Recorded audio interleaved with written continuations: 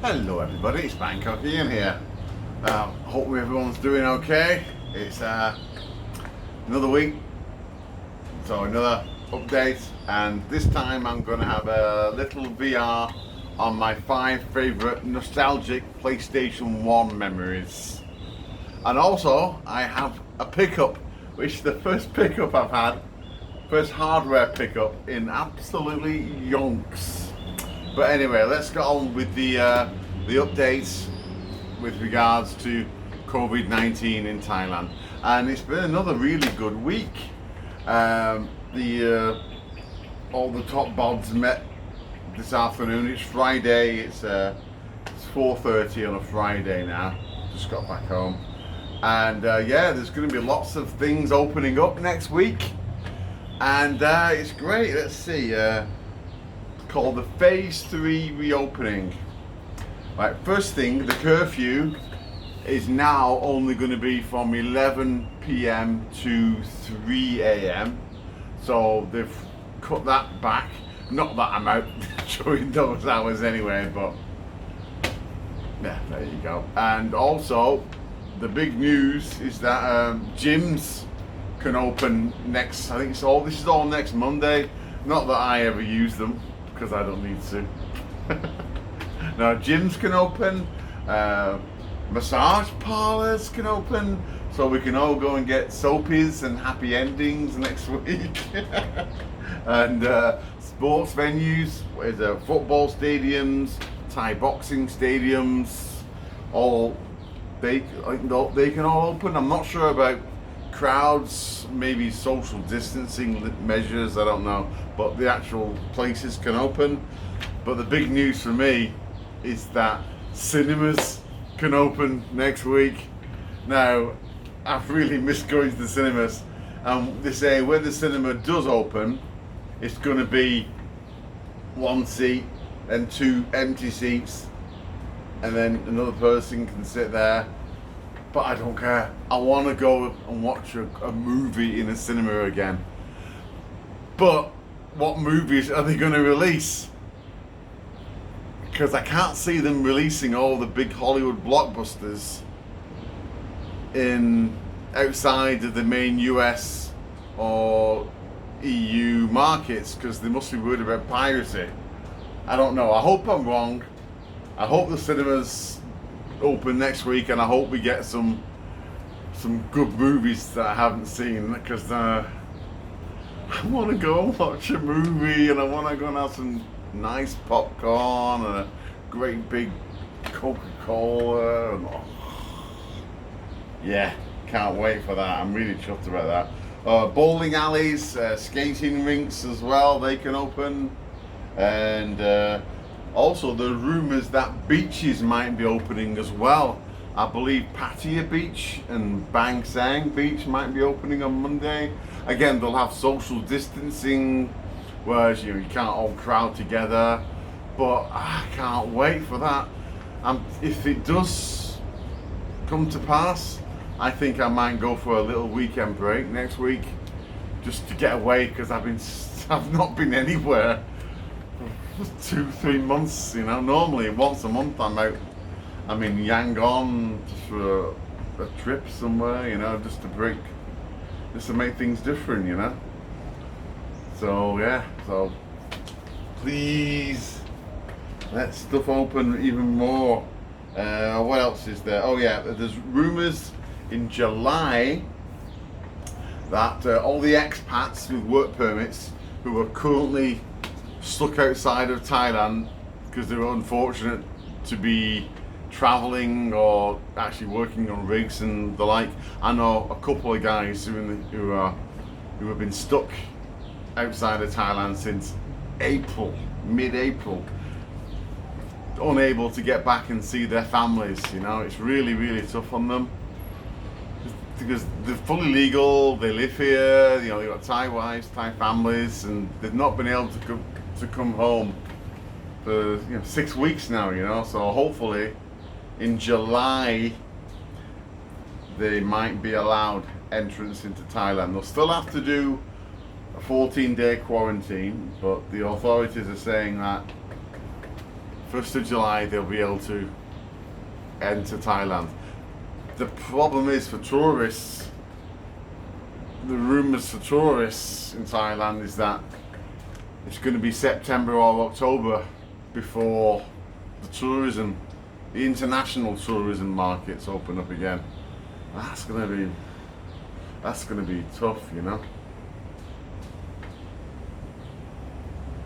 So I might take a little holiday in Thailand just to, you know, all the hotels are going to be really strapped for cash. They are all already, you know.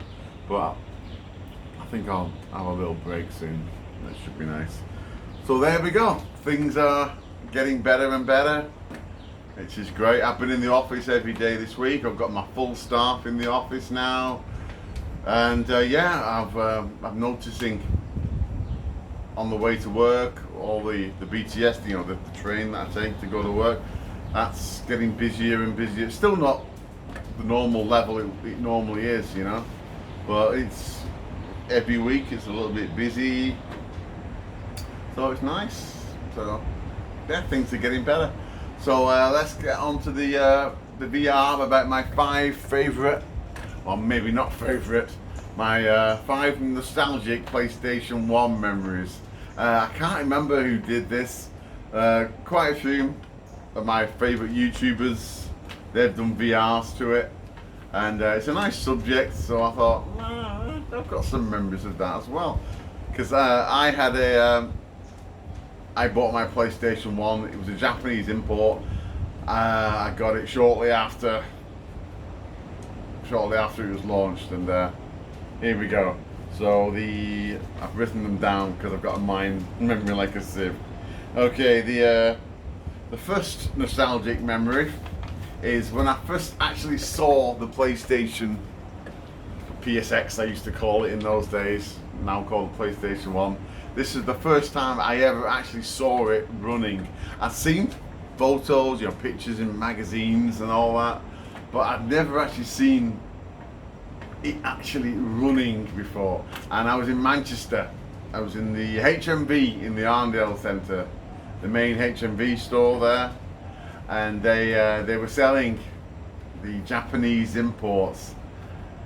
They weren't cheap, let me tell you that, but they had it on display, and it was running the Japanese version of Ridge Racer. I saw it, and I instantly got it. It was an insta buy for me. I got the credit card out. Luckily, I was working in the 90s, you know, so I was doing all right, you know. I was probably my most affluent decade because I had no ties, no nothing, so I was highly disposable income in those days. So yeah, I bought the PlayStation 1 there and then took it home, and oh my god, it never looked back. Of course it was the first Sony console, that was their first Sony console, but it was absolutely brilliant. And that started my love affair with all the Ridge Racer games, you know. Absolutely brilliant. And let's see. Oh, before let's stop. I forgot. Forget it. I'm not going to redo the video. Pickups. I may as well do the pickup now. No, I'm drinking Hogarten as well. This is not my first one of the day. You probably realise this. I've had it's Friday. What can I say? It's my pickup. I've been really enjoying Coin Ops Next on the PC. I must have 2 terabytes of game files for it now. I've been going absolutely mental, downloading everything I can find on the Arcade Punks website. And I've got my very first arcade stick. I wasn't sure if I'd like it or not because I've never had one before, and I don't really like fighting games that much. So this is purely for all the shoot 'em ups that I really enjoy playing, especially on Coin Ops Next, because I've been using my Xbox One pad, but I just wanted something a bit more, you know, a bit more clicky, you know. So I got this cheapest one I could find because I didn't want to spend that much money on it. This was only 50 bucks. Bought it in MBK. I could have got, there was more expensive ones that use use Bluetooth and wireless and all that, but I didn't. With it being my first arcade stick and me not knowing if I'd like it or not, I didn't want to spend that much money on it. So this is the Hori Fighting Stick Mini. It's designed for the Switch, so I can use it on the Switch. I'm not sure if it works on the PlayStation 4 or Xbox, but I read up on it and I knew that it did work on the PC, and it works really well on my PC for all the classic MAME, all the classic Sega Mega Drive, all the Game Boys, all the 16-bit consoles. Of course, you can't really use it for any analog stuff because it's purely digital, but that's why I only got it for all the, just basically for the shoot 'em up games, and it works really well. You know, I really like it. It's much better. Only thing is, you have to, I don't like it having like this. I have to put it on a desk or put it on a chair while I'm playing. But yeah, it's really nice. And for the price, $50 US, it's a good little buy. So yeah, if you're interested in one and you never had one, it's a good buy, especially for the money. So yeah, sorry about that. Yeah, I'm merry today, what can I say? Okay, the second PlayStation 1 memory. This was, excuse me, I'm drinking Hogarten today, by the way. These were going special in the supermarket, so I thought, I'd go. Don't have a pint glass. I broke my, slurring my words now. I broke my pint glass about a month ago. I've not bothered getting a new one. It's alright, I prefer the normal Hogarten, but we'll see. Oh, sorry, number 2. My second favourite memory, it was when I was playing Wild Arms in Aberdeen, of all places. This was, what, 1997 or so? It had just come out, and I'd just changed jobs, and still working in the oil industry, but I was on a nice job at the time. Didn't last long because there was a downturn and I had to go back to do what I was doing before. But this was in January, and I was faced with 6 weeks in Aberdeen on a training course. Bored out of my mind because it has to be in the office and in the yard all day long, and Aberdeen's bloody expensive. So I went, I got a PlayStation 1. This is the second, but I left my old PlayStation 1 and I bought a new one in Aberdeen. I got it chipped, of course, and I remember playing Wild Arms, and it kept me sane in Aberdeen. Wild Arms is a brilliant RPG, Japanese RPG. I was playing the US version, but I really enjoyed it, and great time because Aberdeen was really cold and wet, especially in January. You had all the horizontal rain down Union Street, oh, freezing cold. And yeah, Wild Arms, I think I finished it. And yeah, I've got great memories of that RPG. It kept me sane in Aberdeen. So yeah, Wild Arms in Aberdeen. But that's not been said before. Number 3 was when I got my the original Final Fantasy VII. Was it 1998 it came out? I didn't get the Japanese import because I didn't see the point, because there'd be too much Japanese text that I couldn't understand.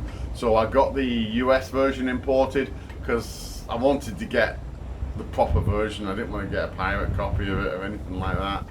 So I got a US version of Final Fantasy VII imported, and my God, what an experience that was. I've never played anything like it. I played a couple of the old 16-bit and some of the 16-bit style of RPGs, But when Final Fantasy VII came out, what a revelation that was, you know. Those cutscenes, you know.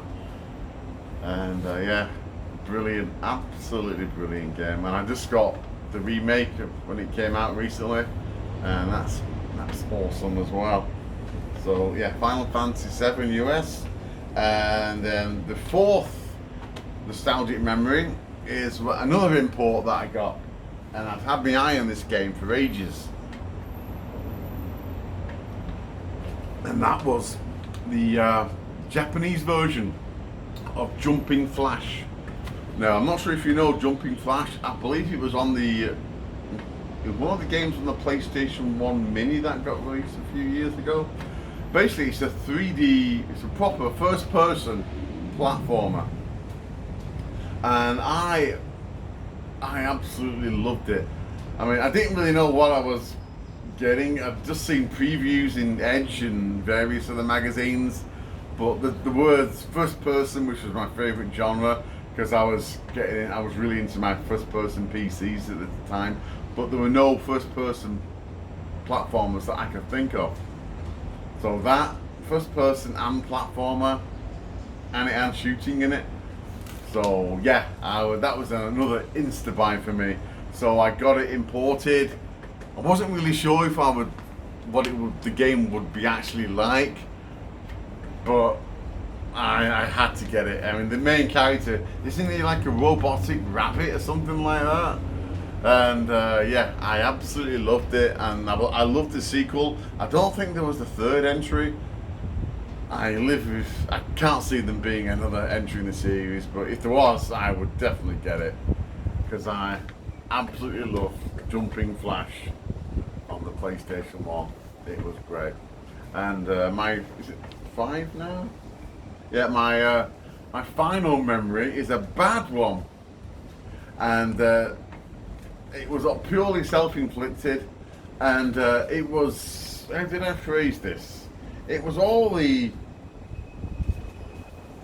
losing interest in the PlayStation 1 because of all the copied games that I had for it. Did anyone else feel like this? There were so many copied PlayStation 1 games available because they were just all CDRs. You could get them really cheap for like a couple of p in the markets or in the stalls and that back home. So I'd end up getting like 10, 20 games every week, something ridiculous like that. And before, sooner than later, I'd have hundreds of bloody games, hundreds and hundreds of PlayStation 1 games. But when I first got the PlayStation 1, because I would actually go out and buy them, and because I spent my own money on them, I would play the games. And it was great when I first got my PlayStation 1 chipped, because, oh wow, look at all this game, look at this game, look at this game, look at this game, it's great. But as time goes on and you get more and more games, you just don't value the games anymore. So I mean, I just completely lost interest in the PlayStation 1 because all the games started to merge into each other, and so I mean, I kind of regret getting my PlayStation 1 modded, because it was, as I said, it was great at first, but as you get more and more copied games and more games that you have to play, because I'd try them all just to see if they work, but more often than not, I'd only play the game for maybe 5 or 10 minutes, and that'd be it, because I'd get the next game. So yeah, my fifth entry is having too many copied games, and I think it was certainly harmed the rep of the PlayStation 1 for me, because I've moved on to the N64 and other consoles after that. Mind you saying that, I got a Dr. 64 as well, so I can't say. So yeah, okay. But there we go. That's my video for the week. Solid. Sorry, I've had a couple of beers today, as you can probably guess. Anyway, thanks for watching. Cheers.